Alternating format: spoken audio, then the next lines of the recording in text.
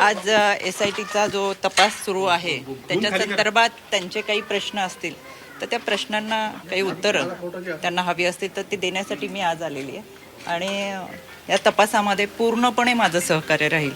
त्याच्यामुळे आता तपासाला सामोरं जात असताना जी मदत पोलिसांना असेल, इन्व्हेस्टिगेशन टीमला असेल, तपास अधिकाऱ्यांची जे काही प्रश्न असतील त्याला निश्चितपणाने मी सहकार्य. अनेक प्रश्न आपल्या संदर्भात उपस्थित करण्यात आलेले होते. या सगळ्या प्रकरणामध्ये आपण या अशोक खरातला कुठेतरी पाठीशी घातलं होतं असं देखील काहींनी त्या ठिकाणी विधान केलं होतं.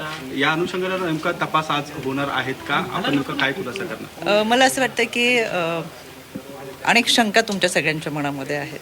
ज्यावेळेस हा तपास पूर्ण होईल या तपासामधूनच त्या तुमच्या सगळ्या प्रश्नांची उत्तरं मिळणार आहेत. अंजली दमानी असं म्हटलेलं होतं की त्यांनी डीजीना देखील भेटल्या, तर तुमची चौकशी होत नाहीये असं म्हटलेलं होतं आणि तुमच्या यामध्ये गुन्ह्यात सहभाग आहे असं देखील आरोपी. मला या गोष्टीची कल्पना नाही.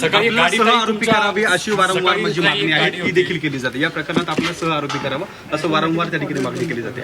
कोण काय म्हटलंय किंवा कोणी काय बोललंय याची कल्पना मला नाहीये.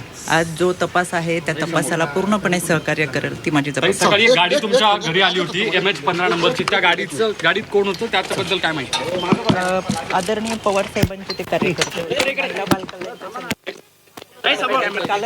काल मला भेटणार होते पण त्यांना लय उशीर झाला आणि मी नाशिकला येणारच माहीत नसल्यामुळं मग ते म्हणजे तुम्ही कधी जाणार आहे त्याच्या आधी मला वेळ दिला तर ते मला भेट.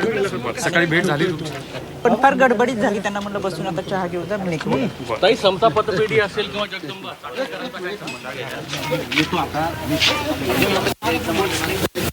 बनावट खाती आहेत आणि ते सगळा अहवाल तुमच्या समोर येईल. यामध्ये आपल्याला प्रतिभा चाकणकरांच्या नावाने देखील आपण म्हटलेला होता. एक मिनिट तुम्हाला. तर रुपाली चाकणकरांनी प्रसारमाध्यमांना प्रतिक्रिया दिलेली आहे. मी तपासात पूर्ण सहकार्य करणार असल्याचं त्यांनी म्हटलेलं आहे. तसंच अनेक प्रश्न त्यांना विचारले असता तुमच्या सर्व प्रश्नांची उत्तरं तपासातून मिळतील असंही त्यांनी स्पष्ट केलेलं आहे.